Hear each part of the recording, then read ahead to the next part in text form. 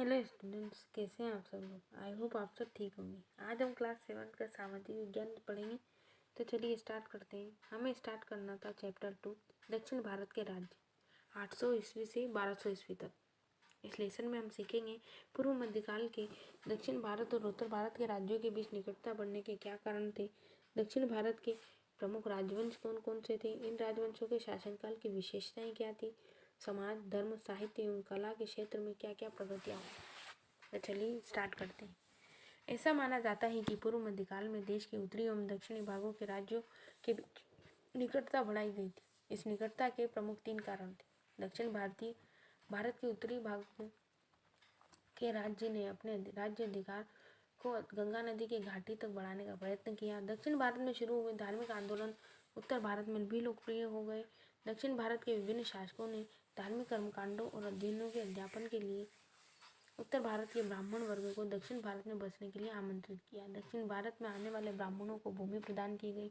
परिणाम स्वरूप विशाल भारत देश के दोनों भागों के राज्यों के बीच निकटता बढ़ने लगी। उत्तर और दक्षिणी भारत के राज्य उस प्रकार अलग अलग नहीं रहे जिस प्रकार वे प्राचीन काल में थे।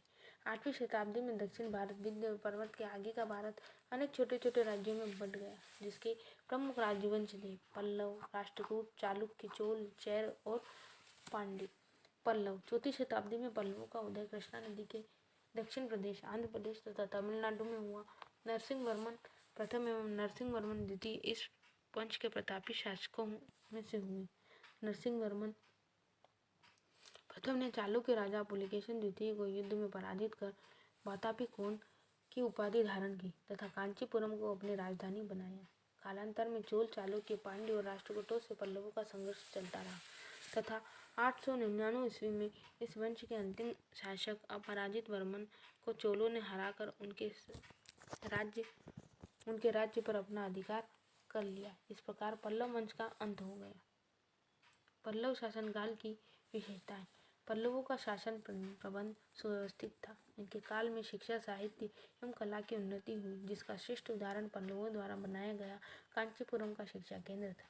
यहाँ की स्थानीय भाषा तमिल थी, जिनमें उत्तम साहित्य की रचना हुई। अधिकांशतः पल्लव राजा भगवान शिव के भक्त थे तथा हिंदू धर्म प्रचार प्रसारक अधिक किया। पल्लवों ने अनेक मंदिरों का निर्माण करवाया, जिसमें कांची के धर्मराज व कैलाशनाथ मंदिर तथा महाबलीपुरम के समुद्र तट पर चट्टान को काटकर बनवाए गए रथ मंदिर प्रसिद्ध है। राष्ट्रकूट। चालुक्य राजा कीर्तिमान के सामंत दंती दुर्ग ने राष्ट्रकूट वंश की नींव डाली। राष्ट्रकूट दक्षिण भारत में अपनी शक्ति तथा साम्राज्य विस्तारित किए जाने जाते हैं। कृष्ण प्रथम, कृष्ण गोविंद द्वितीय, राजा ध्रुव, धारावर्ष, गोविंद तृतीय, अमोद वर्ष तथा कृष्ण द्वितीय इस वंश के प्रमुख शासक हुए। इनकी राजधानी मान्यखेड़ थी। कन्नौज तथा उत्तर भाग पर अधिकार करने के लिए राष्ट्रकूटों को गुर्जर प्रतिहार पाल वंश से सतत संघर्ष करना पड़ा, जिससे उनकी शक्ति कमजोर हो गई थी। सन 1973 ईस्वी में चालुक्य शासक तेलव द्वितीय ने अंतिम राष्ट्रकूट शासक कर्क द्वितीय को परास्त कर राष्ट्रकूटों की शक्ति का दमन किया व उनके राज्यों पर अपना अधिकार कर लिया। राष्ट्रकूट शासनकाल की विशेषताएं। प्रशासनिक व्यवस्था में राजा सर्वोच्च अधिकारी होता था तथा यह मंत्रियों की सहायता से अपना शासन सुचारू रूप से चलाता था। राष्ट्रकूट राजा शिक्षा एवं कला के संरक्षण थे। अमोद वर्ष ने प्रथम एवं उच्च कोटि का लेखक था।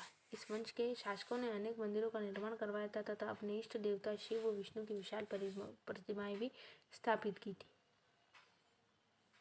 कल्याणी के चालुक्य। राष्ट्रकूट शासक कर्क द्वितीय को परास्त कर चालुक्य शासक तेलव द्वितीय ने अपने राज्य की स्थापना कर कल्याणी को अपनी राजधानी बनाया, इसलिए वे कल्याणी के चालुक्य कहलाए। तेलव द्वितीय ने लगभग 24 वर्षों तक शासन चलाया। इस वंश के अन्य प्रमुख शासक सत्याश्रय, सोमेश्वर प्रथम, विक्रमादित्य पंचम एवं जय सिंह आदि हुए। चालुक्य शासनकाल की प्रमुख विशेषता है। चालुक्य राजा उदार और कला प्रेमी थे। वे सभी धर्मों का आदर करते थे। ब्रह्मा, विष्णु, शिव में इनकी विशेष आस्था थी। यह उनके द्वारा बनवाए गए मंदिरों से स्पष्ट होता है। चालुक्य की कला की एक प्रमुख विशेषता हिंदू देवताओं के लिए चट्टानों को काटकर मंदिर का निर्माण करवाना। विरूपाक्ष मंदिर में इस काल का सबसे महत्वपूर्ण मंदिर था। चेर राज्य। अशोक के शिलालेखों के अनुसार चेर वंश की स्थापना बहुत प्राचीन काल में हुई थी। इनके राज्य में मालाबार त्रावणकोर और कोचीन सम्मिलित थे। चेर राज्य के बंदरगाह व्यापार के बड़े केंद्र थे। चोल वंश से चेर वंश के वैवाहिक संबंध थे। ये अधिक समय तक शासन नहीं कर सके। 8वीं शताब्दी में पल्लवों ने, 10वीं शताब्दी में चोलों ने तथा 13वीं शताब्दी में पांड्यों ने चेर राज्य पर अधिकार कर अपना वर्चस्व स्थापित कर लिया। पांड्य राज्य। पांड्य वंश में प्रथम तमिल राज्यों में से एक प्रमुख वंश था जिनकी राजधानी मैदूर थी। पांड्य राजाओं में अतिकेशरी मारवर्मन प्रसिद्ध शासक कहा गया, जिसमें 7वीं शताब्दी में चेरों को हराया और चालुक्यों के साथ देकर पल्लवों को हराया तथा अपना विस्तार एक छोटे से भाग में कर लिया। 9वीं शताब्दी में जटावर्मन सुंदर प्रथम के प्रयासों से पांड्यों की शक्ति अपने चरमोत्कर्ष पर पहुंच गई। उसने चेर, चोल, काकतीय, होयसल आदि शासकों को हराया और कांची पर भी अधिकार कर लिया। पांड्य राजाओं द्वारा अनेक मंदिर बनवाए गए, जिसमें श्रीरंगम एवं चिदम्बरम के प्रसिद्ध मंदिर हैं। 13वीं शताब्दी के अंत में यह राज्य समाप्त हो गया। आज की वीडियो में इतना ही। इसके आगे हम नेक्स्ट वीडियो में कवर करेंगे। तब तक के लिए goodbye and take care.